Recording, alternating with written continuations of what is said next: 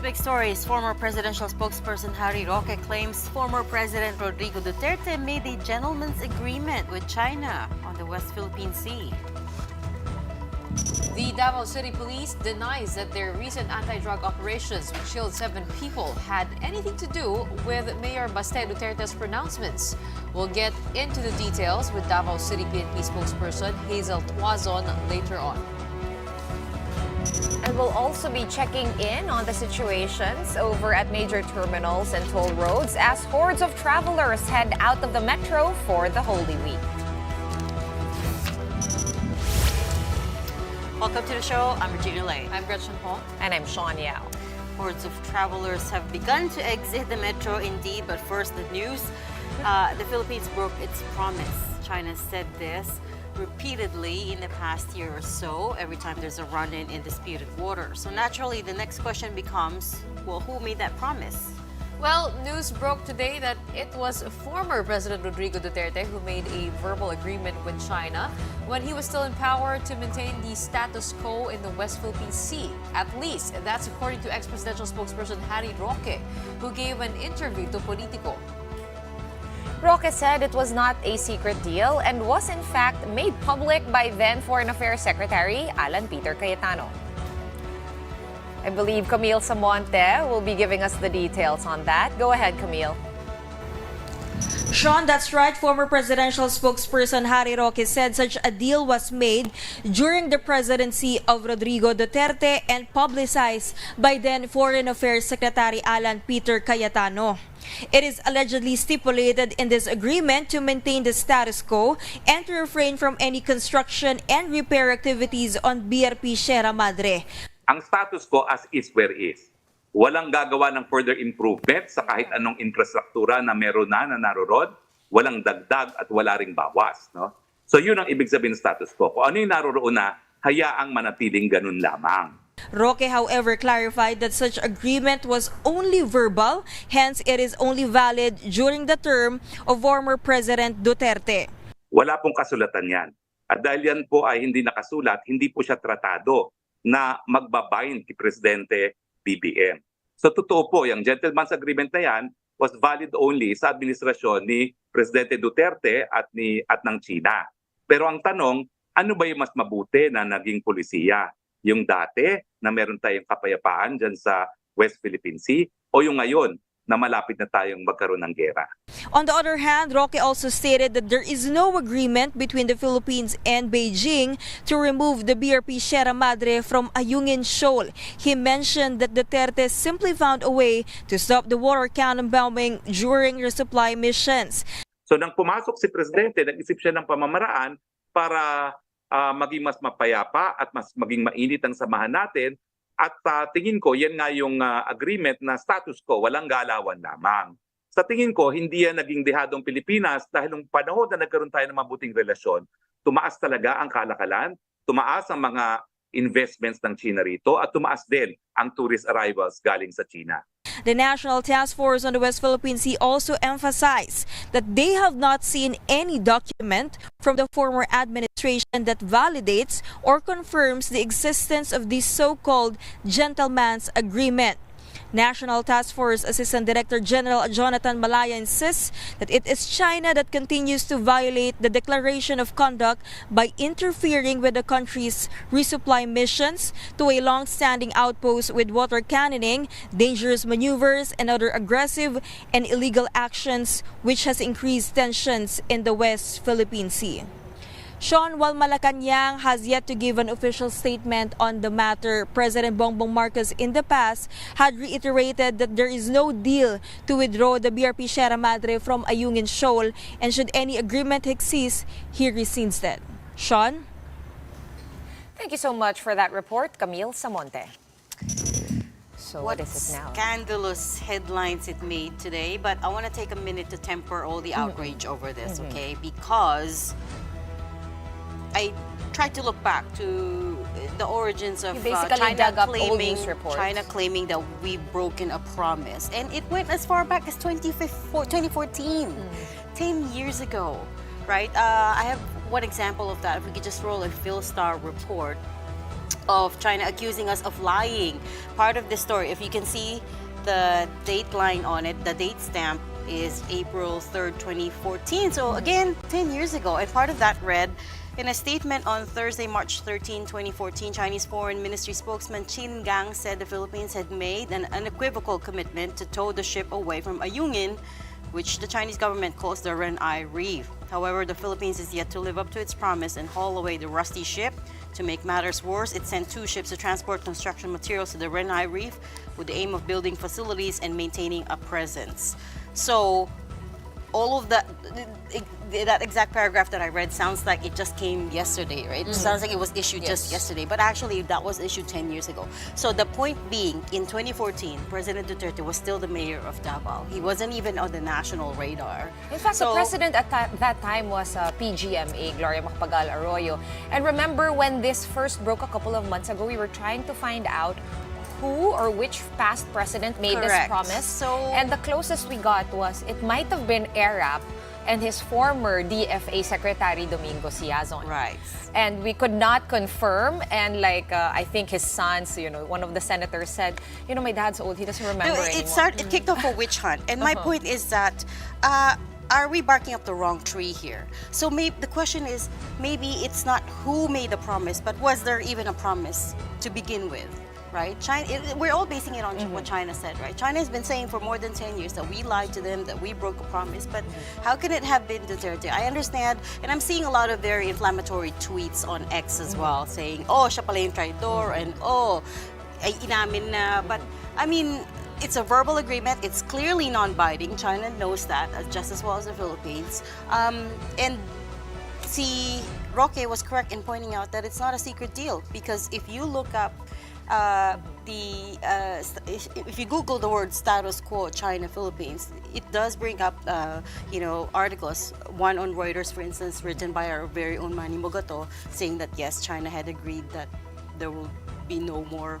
I also recall, they will maintain status quo Right. over South China Sea. I also recall during the time of former President Rodrigo Duterte, Filipino fishermen were having such a hard time fishing out there that he did have a non-binding talk with President Xi Jinping, and after that, the fishermen were not bothered anymore. They were able to fish again in our indigenous waters like Davao de Masinloc, etc. Well, there are those who say that this could be part of China's strategy to divide and conquer Correct. us. Possibly, Exactly. Pit us against each other. Correct. And gaslight. Well, we have yet to find the Well, truth on that. maybe, Good exactly. get on that article. No, because it's so easy.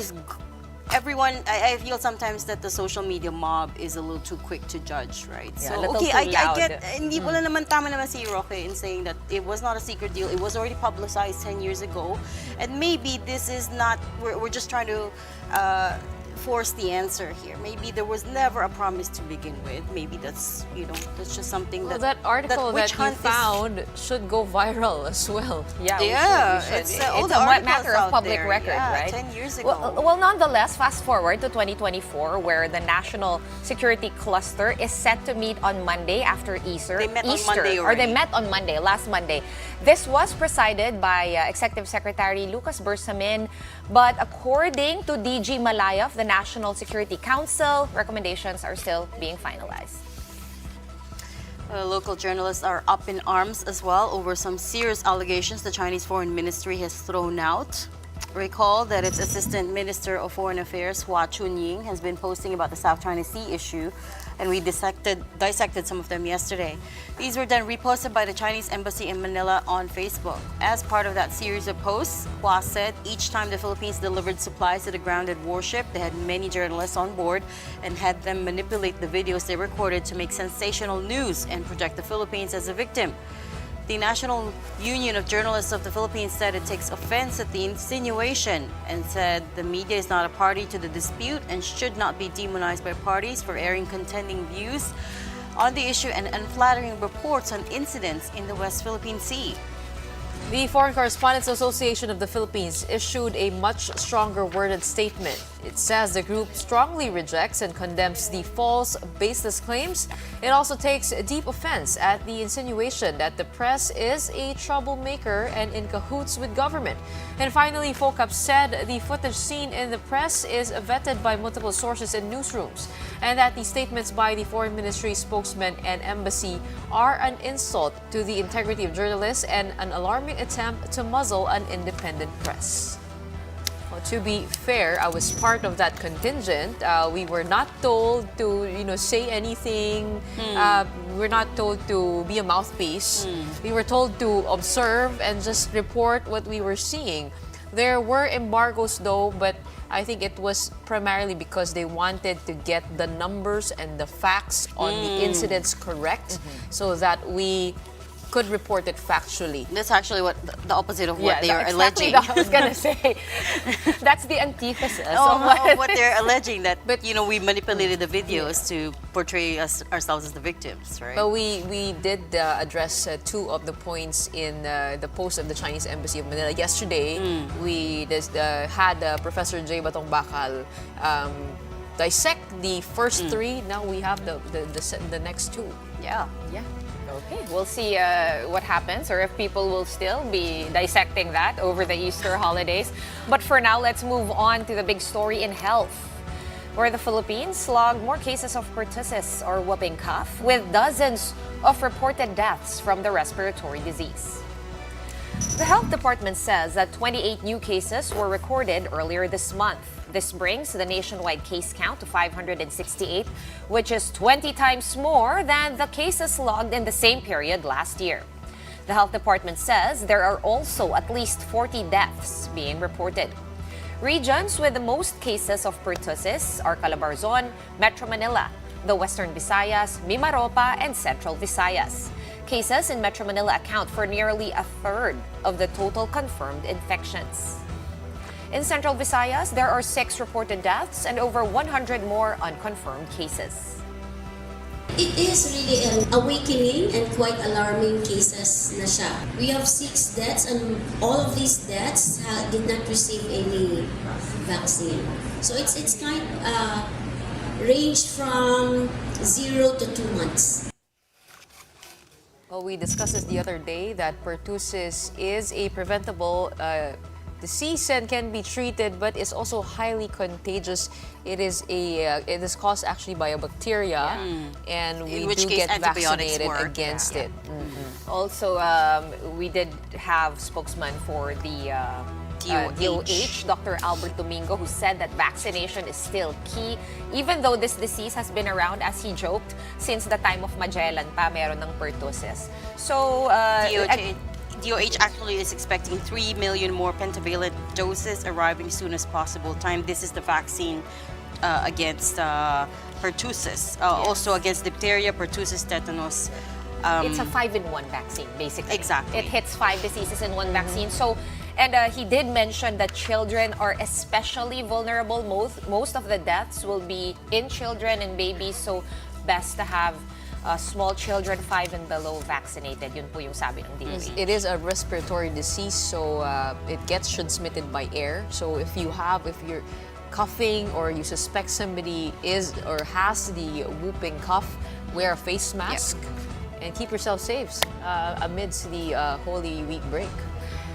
Meanwhile, alarm is growing after multiple people died in separate buy-bust operations in Davao City, just days after Mayor Baste Duterte declared a war on drugs. Listen in. Kung di mo mohawa, di mo undang, patyon ta mo.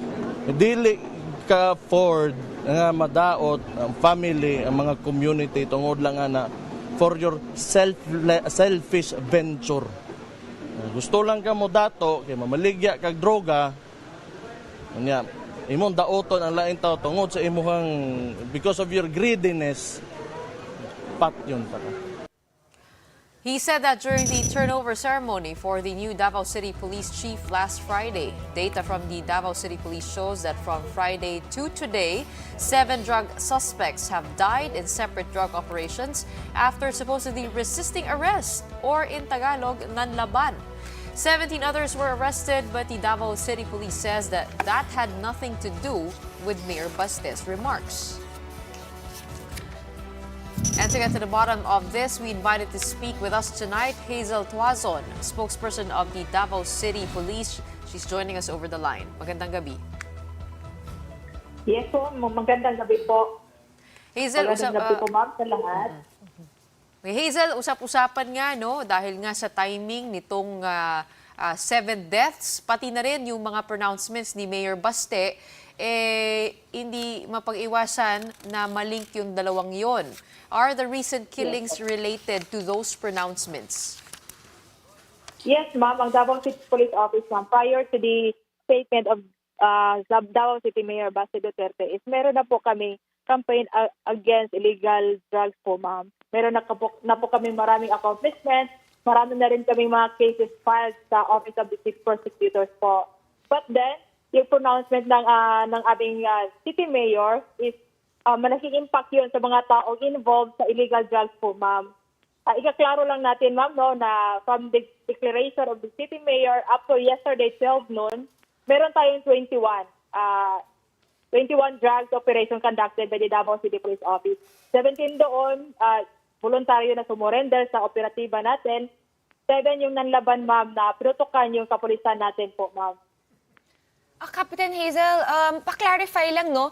Normal po ba yung 21 drug operations sa loob ng under 1 week dyan sa Davao? Ano po ba ang drug situation sa Davao City ngayon?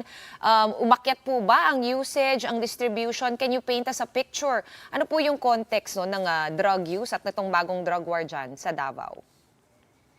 Ma'am, ang Davao City Police Office po kasi, ma'am, is seryoso kami sa campaign against illegal drugs. Yung last year, ma'am, mas maraming drug buy-bust operation na nakandak po for the same month. Compared to 2024 po, ma'am, mas malaki yung last year kaysa from this year po, ma'am, na 2024 po. Kasi yung campaign natin, ma'am, hindi talaga yun naputol. Actually, ma'am, yung Davao City, yung Oplan Tukhang, tuloy po yan, ma'am, na pupuntahan yung mga drug personalities natin na pwede huminto na sa mga biso nila, kagaya ng pagbili o paggamit ng drugs po, ma'am. Hindi kaya outbreak community po, ma'am. Marami kami information na nakukuha po kung sino po involved sa illegal drugs po. So nakakailan kayong drug operations per month on average, Captain?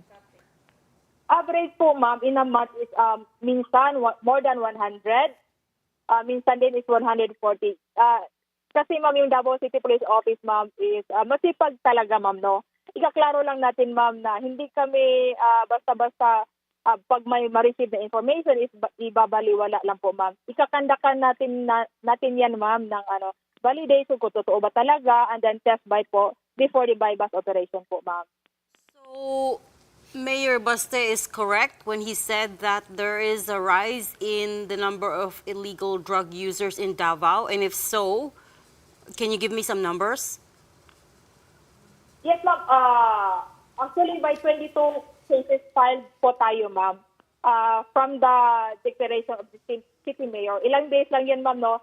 Yan na yung number na na-file natin na kaso against sa mga drug personalities dito sa Davao City. Yan yung sinasabi natin, ma'am.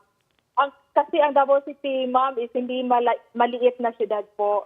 Malaki po ang Davao City. Kaya hindi kami pwede na basta-basta na lang ibalik-baliwala yung mga information na na-receive namin, ma'am. Kasi ayaw namin na may mga mabiktima kasi under influence ng isang tao, ma'am. Minsan hindi namin matanggap na may mapatay, ma-rape, kasi gumamit ng illegal na drogas po. Yeah, Captain, I understand that. Pero ang sabi kasi ni Mayor, there has been a rise in cases kasi, and I'm wondering how big this rise is in whatever span of time that you've been tracking it. He made it sound like the problem has become very urgent. Kumbaga, that's why he came out threatening the drug users. Hindi naman po, ma'am, yung drug operation natin dito sa Davao City. Yung numbers na nakandak natin, ma'am, consistent po yan, ma'am, no? Kung ikumpara natin sa mga previous years, So, yung statement po ni Mayor, ma'am, sa amin sa Davao City Police Office, siguro kay Mayor kasi nakita niya yung mga accomplishment ng Davao City Police. So, nakita niya siguro na baka tubaas yung number of drug personalities or items confiscated kasi na nakita ni Mayor, ma'am. Pero same with the naman previous years na number of illegal drugs operation na kinakonduct ng Davao City Police Office mo. Okay, so wala po bang special order si Mayor Baste Duterte regarding the drug war? Wala po siyang ma'am, no, na utos na yan yung gawin ninyo, patayin nyo. Wala talaga, ma'am. Wala talagang any instruction from the City Mayor to Davao City Police Office. Yan lang yung statement niya, ma'am, during the turnover of ceremony command last Friday po. Sa kanya lang yun, ma'am, no, as the City Mayor. Kasi nakikita niya yung mga accomplishment ng Davao City Police Office na mayroong mga confiscated items na minsan more than million or minsan more than 100,000 po. Ito pong operations natin, meron pong body cam yung mga pulis na nagsagawa nung Yes. Lahat po sila, Yes, pati po dun sa pito na nanlaban? Yes po, ma'am, part of the requirement for the bypass operation, ma'am, is meron body-worn cameras or in the absence of body-worn cameras, may artificial recording device po, ma'am, yung mga operatiba natin, ma'am, sa Davao City Police Office. Captain, sorry, have we released the body cam footage? Nandun lang yun sa operatiba, ma'am, no. Just in case may mga investigation, ma'am, Davao City Police Office po is open for any investigation Okay, po, ma'am. so if requested, you are willing to release the footage? Yes po, ma'am. Yes po, ma'am. Sabi natin before, ma'am, kung may mga investigation, Davao City Police Office is open po, ma'am, for any investigation. Okay, Captain, balikan lang natin yung sinasabi niyo kanina, no, na kumbaga sanay naman tayo na yung mga Duterte, may init magsalita. Sometimes they make pronouncements in public, but this is not actually yun yung polisiya nila. Kumbaga iba yung parang Yes po, pa-PR nila, right? Yun yung sinasabi ninyo. But ano specifically yung actual marching order sa inyo ni Mayor Baste? May specific ba siyang binago sa marching orders ninyo with regard to drug cases, or has it been status quo since siya yung naupo sa City Hall? Yes, so ikaklaro lang natin, ma'am, no, na wala kaming direkta na instruction from Davao City Mayor. Ang sa amin lang, ma'am, is supporta from the local government unit sa mga programa ng Davao City Police Office po. Pero direktang instruction from the City Mayor na ito yung gagawin nyo, dapat ganito, ganyan. Wala po, ma'am. Ang sa amin, ma'am, is the instruction from our higher office po, ma'am, from the Police Regional Office 11 and then from the PNP po natin, ma'am. Okay, kasi nga no, nabanggit nga ni President Marcos na iba daw ang kanyang approach to the drug war. Having said that, you do take your orders pa rin, so sa krame pa rin nanggagaling yun, which is under DILG, which is under President Marcos. So, having said that, paano po ninyo na mimix kumbaga no, yung Duterte style na anti-drug operation sa bagong pamamalakad ni Presidente Marcos sa pagtuturing niya sa mga anti-drug operations?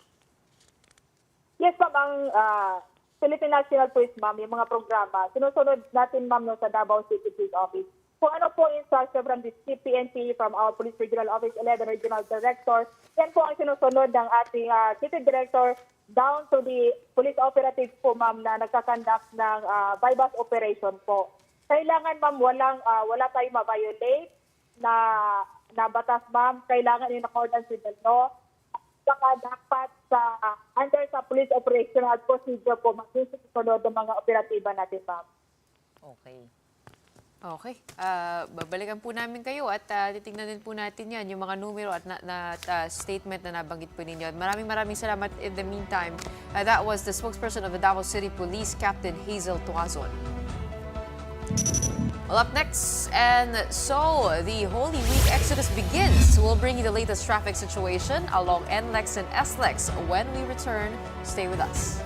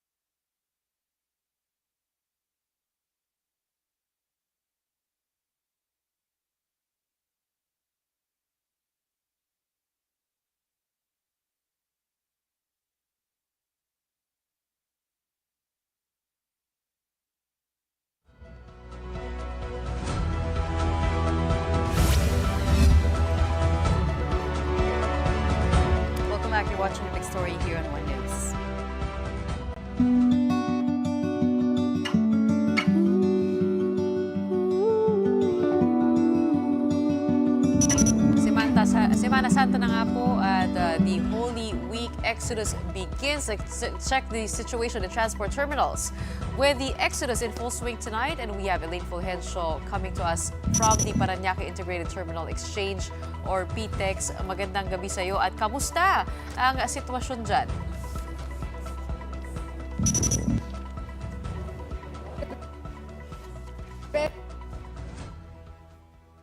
Dito sa PITX. Sa katunayan, kaninang alas 8, pumalo na sa higit 169,000 ang bilang ng mga pasahero dito ngayong araw. Mas mataas ito kumpara noong nakaraang taon. Dito nga sa pagkulita ng at ayon sa pamunuan ng PTEX, inaasahan na mas darami pa yung mga hahabol hanggang mamayang gabi dahil hanggang alas 11 pa ng gabi yung last trip ng biyahe dito sa PITX. Gretchen.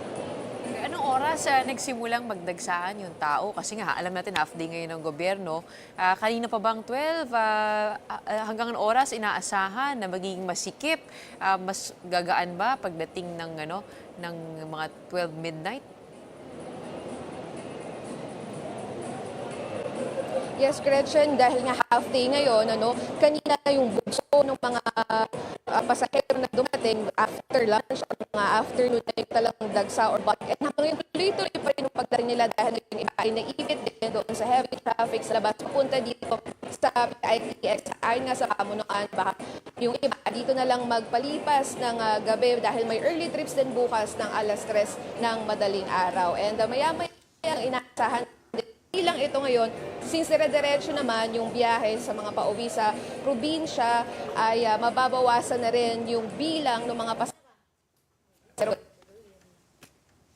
Well, looks like we are getting some signal problems over there, but as you can see, full PTEX terminal. I think that has its own website where you can book your tickets. We wanted to ask that question to Elaine, but we couldn't get the proper signal. But yun nga, kung kakayanin, pumunta sa website para mag-book. Pero usually sa ganito kasi, mas maganda, punuan na.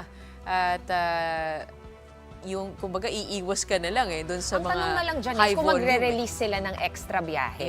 Yun ang sana tatanong natin kay Elaine. Pero hindi na talaga kinaya siguro yung signal. Lahat nag-aagawan ng signal. Okay, check naman natin mula PTEX. Dito naman tayo sa Expressway. NLEX, tingnan natin ang sitwasyon ng trapiko doon. Brian Basa joins us live from NLEX Balintawak. Bri, kamusta? How is traffic over there in the NLEX? Hi, Shawn, ladies. Good evening. Pasensya na, kailangan ko hawakan yung payo ko because it's raining in Manila again. And kasabay niyan, it's a sea of red lights at the NLEX Balintawak Toll Plaza behind me as work ends before the Holy Week break. Motorists here are hitting the brakes from time to time. Kita nyo naman, long lines on all lanes, mapa RFID o cash.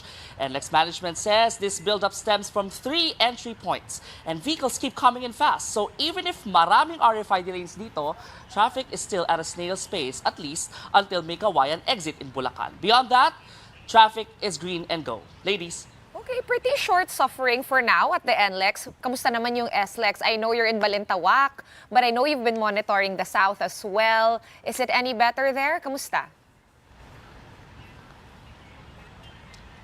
Actually, same situation at SLEX, Shawn. Most vehicles slow down near Susana Heights, Calamba, Laguna, and Santo Tomas, Batangas. Kasi may road widening project pala dun sa SLEX and that's causing heavy traffic. Back to you. Okay, and kamusta naman yung mga reminders ng ating Holy Week our officials for the Holy Week?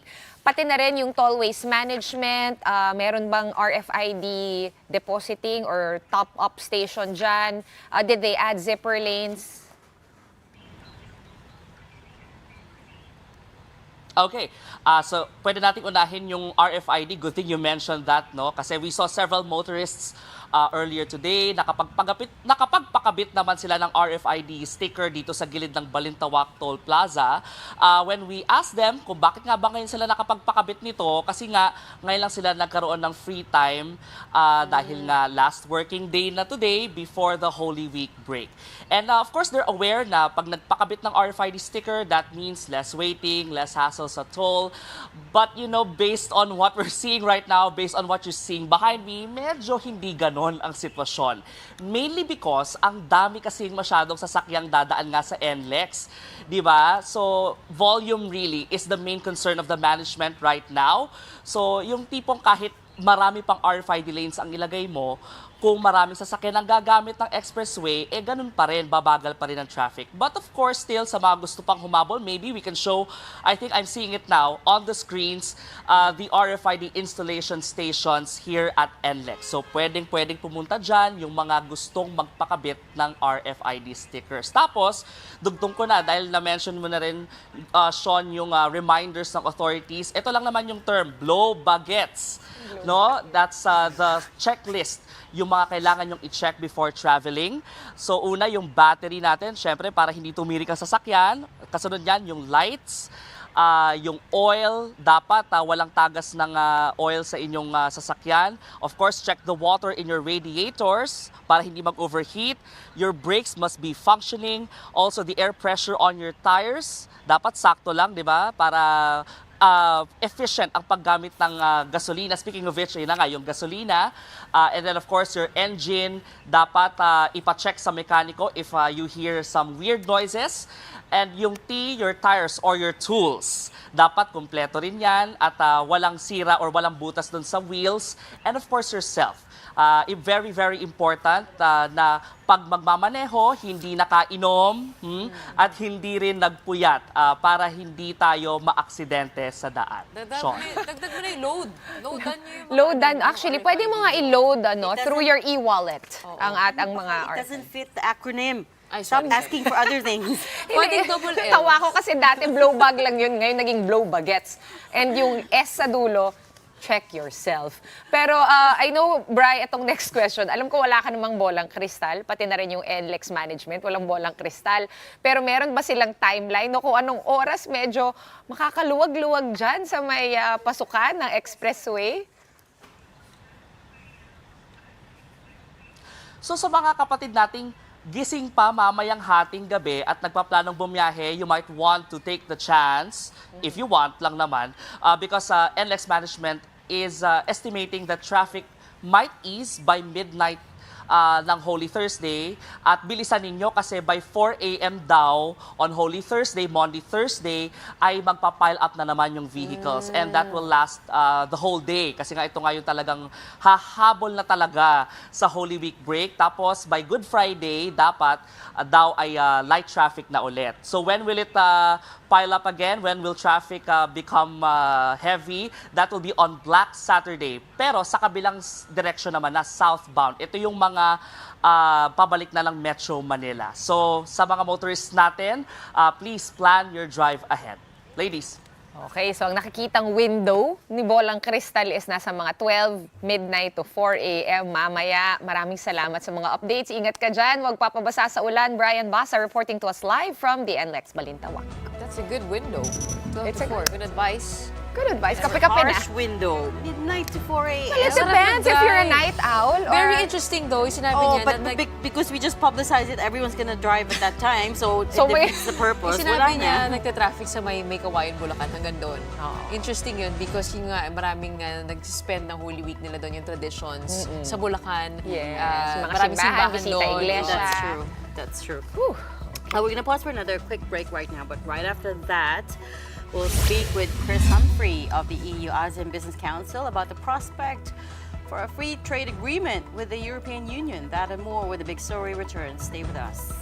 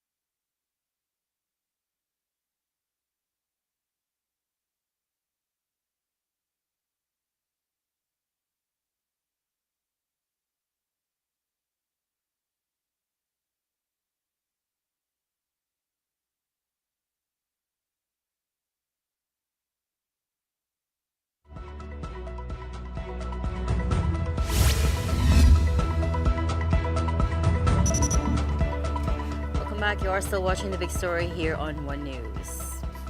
Philippine and European Union officials are back at the negotiating table for a comprehensive, balanced, and modern free trade agreement.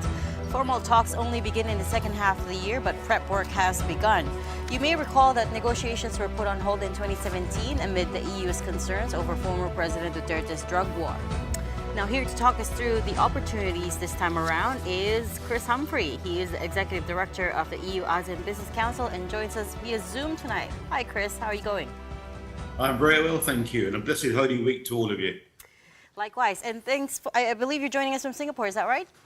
That's correct, yes. Well, fantastic. Thanks for making time. I wanted to kick off by, on a bird's eye view, talking about what the opportunities are for this free trade agreement, right? In concept, in theory, we know what a free trade agreement means. But the thing is that the Philippines is already benefiting from what's called the GSP Plus, which allows duty-free entry for more than 6,000 Filipino products to the EU. If we already have that, what else is this free trade agreement going to bring? It's a very good question. And I think the key thing is, at some point, the Philippines will lose its GSP Plus advantage for access to the European market. And that's purely because your own economy is developing. And as it grows and you move up the development ladder, the EU will take away GSP Plus at some point. So it's very, very important, actually, you get the free trade agreement done before that happens. So you can maintain that duty-free access for your goods going into the EU. What the free trade agreement will also do, of course, on top of that, will open up services markets at the same time in both directions. That'll be a benefit, I think, particularly for the Philippines. You're a big service provider. And I think it will also help with things around sustainability and innovation and technology transfer. Oh, so now we're talking access not just for goods, but goods, services, and investments. Correct. And that's the important distinction. And in terms of opportunities, what specific sectors do you think hold the greatest opportunities? You've already outlined a couple, but what else is there? Well, I think beyond the things that are moving now quite heavily between the two countries, between the EU and the Philippines, and a lot of that is food and machinery and telecoms equipment. There are big areas, of course, in the service sector where the Philippines can be particularly strong. But I also think looking ahead, new technologies, particularly green technologies and renewable technologies, renewable energy are big areas where I think the EU can provide a lot of expertise and a lot of knowledge, and the Philippines can be a big winner in.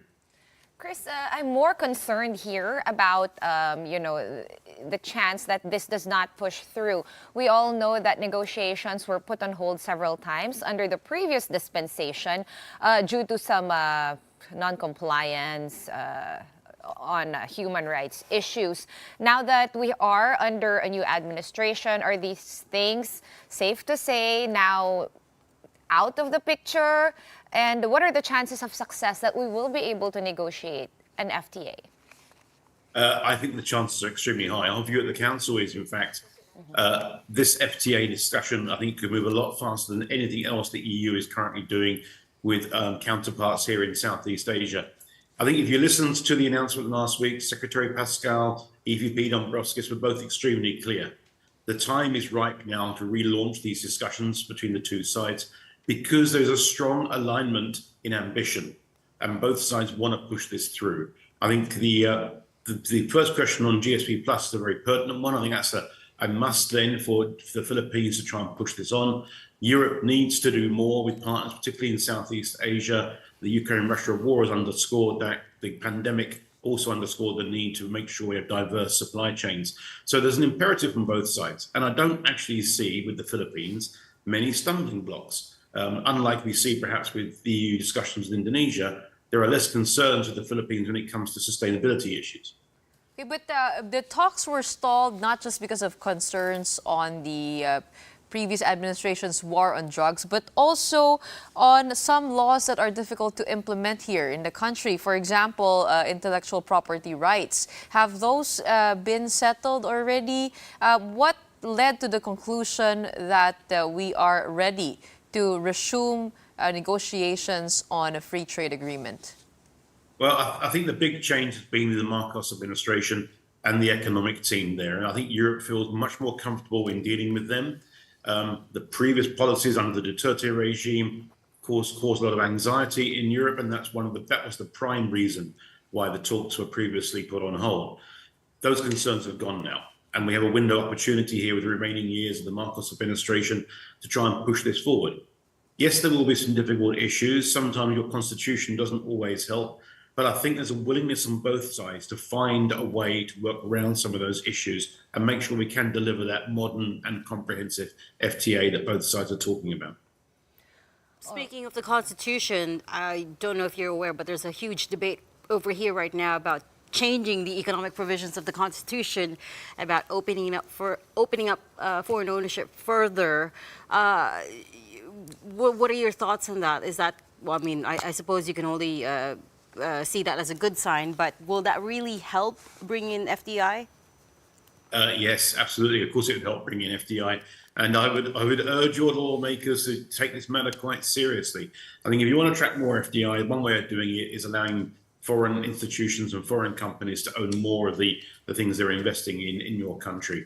And they can bring with them not just money and investment, but they can bring knowledge, and they can bring training, and they can bring skills upgrading as well. It's a smart move to do. And in a world where there's a lot of competition for FDI, anything you can do to ease that process would be welcome.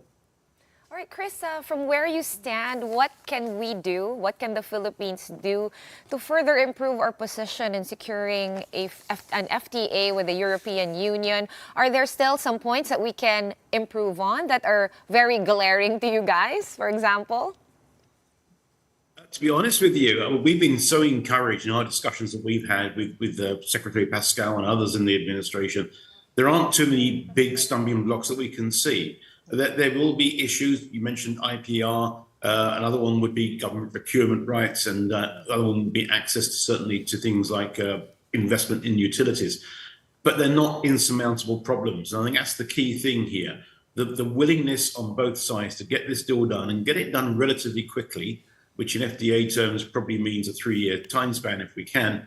It's clear to all. And that's why we at the Council are so encouraged about these discussions recommencing. Okay, you also mentioned some examples of certain sectors that you're interested in or your investors are interested in, renewable energy, et cetera, when Regina asked you earlier. But I was wondering if you see some upside also in terms of trade and services. We could increase those numbers. What are you seeing, Chris? And on that note, can I just point out bilateral trade in 2022 between the EU and the Philippines stood at just a little over 18 billion euros, which is, I know, nothing to sneeze at, but still a little bit behind major ASEAN countries like Singapore, Thailand, and Vietnam. So what can be done to boost that? Well, okay, I think you're right. I mean, the Philippines, unfortunately, has lagged behind some of its peers in the region. I think Vietnam is a great example. That's a country that got its FTA back in 2015. It's been implemented, and the growth in trade since then has been enormous. It's worth noting when the announcement was made last week, I think the European Trade Commissioner said that they are expecting two-way trade to go up by about 6 billion euros. I don't know how he got to the number, but that's a huge leap and a huge increase. A lot of that, I think, won't come necessarily from goods. I think it will come from services. You have a big service industry in the Philippines. Your back-end office solution providers do a fantastic job. And I think that's another area which Europe will tap into going forward. And finally, Chris, we understand there's an upcoming Philippine business mission that's being organized by the EU ASEAN Business Council, your group. What are we expecting from that? Well, we come every year, and last year I think we brought our biggest ever delegation to the Philippines. We're hoping we can top it this year. We come, we meet secretaries in the administration. Hopefully we will meet the president as well. It's an opportunity for European businesses to hear directly from policymakers on policy direction, their thoughts, and also for the policymakers to hear from European industry what we are looking for in the Philippines and what we can offer to help the country develop further. So it's a great opportunity, I think, for dialogue on both sides, for us to listen and for us to speak, and hopefully then for the administration to do the same. When is that happening? That's happening in May, from the 6th of May through to the 9th of May. And how big a delegation were you thinking of bringing over? Well, if we can match last year's number was 75 delegates and I think 40 companies. So let's hope we can match that this year. Here's hoping you do as well. Keep us posted. We'll try to cover that conference as well. Sounds like there's a lot of things being cooked up. Thanks so much for joining us tonight. That was EU ASEAN Business Council Executive Director Chris Humphrey. Well, some good news. We're getting this moving. The Land Transportation Office has released a schedule for the renewal of driver's licenses following the lifting of an injunction order by the Court of Appeals. LTO Chief Vigor Mendoza said they have to rush a schedule so that motorists could start claiming their plastic cards as early as next week. Based on the LTO memorandum, the approved schedule for renewal are as follows. Driver's licenses which expired April 1 to August 31 in 2023 and April 1 to April 30, 2024 are scheduled for renewal from April 15 to April 30, 2024. Licenses that expire from September 1 to December 31, 2023 and May 1 to May 31, 2024 are scheduled to renew on May 1 to May 31, 2024. And for driver's licenses with expiration dates between January 1 to March 31, 2024 and June 1 to June 30, 2024, renewal will be from June 1 to 30 this year. And with the assured delivery of the remaining 3.2 million plastic cards, the LTO says they will now be able to narrow the backlog gap as the agency looks to ensure a sufficient supply and stock for the rest of the year. Heard about 1 million plastic cards were delivered upon lifting of that order by the bidder, and 3 million more to go. So 4 Well, million in the total meantime, backlog. though, yesterday my friend just renewed her license. It was just her birthday, so kaka-expire lang. And it was this big. And she told me, this was her joke, this is the most expensive piece of paper I've That ever was had yesterday? to pay for. Was that yesterday? Yesterday or the other day lang. Yeah. So mala siya, hindi siya umabot. Hindi siya umabot. There's also national ID. People have started receiving their plastic national ID cards. I haven't. Did they I ever haven't stop too. delivering? Because Well, I got there wasn't, mine yeah, because a year mine ago. was a printout as well. And everyone had the app. You were supposed to download the Yeah. eGov app, right? But apparently some people had started receiving plastic national ID cards. But that's just under a different agency. It is under a different agency. But agency. maybe there's no more shortage of plastic. Maybe it's they're same suppliers. Who knows? One problem after the other, just one step at a time. Although single-use plastics, remember, excise tax. I wonder if this falls Wait, under it doesn't single-use. count Oo as nga, single-use no? plastic Oo nga, we because have a point I there. don't think your national ID expires, so that's not It's single-use. multiple uses Yeah. ID. Yeah. Okay, And your that's one driver's way to license is valid for a year or maybe 2 Girls, or 5. just one problem at a time. That's one way to argue, but it's all connected. You know what? Single-use plastics is everything. It's everywhere. It is right? everywhere. It is a big problem. Do national ID cards? My question to Secretary Recto: do national ID cards fall under single-use plastic? No, it's multiple use. Okay. Okay, they will put like an excise It has tax only of one 100. purpose, which is to confirm your identity. Okay, guys, we're holding up everybody from being able to go home on vacation. So that's it for the big story on this Wednesday Have night. a good break and have a solemn weekend. We are One News, all sides, all the time. Thanks for tuning in. Have a good night and have a blessed rest of the Holy Week.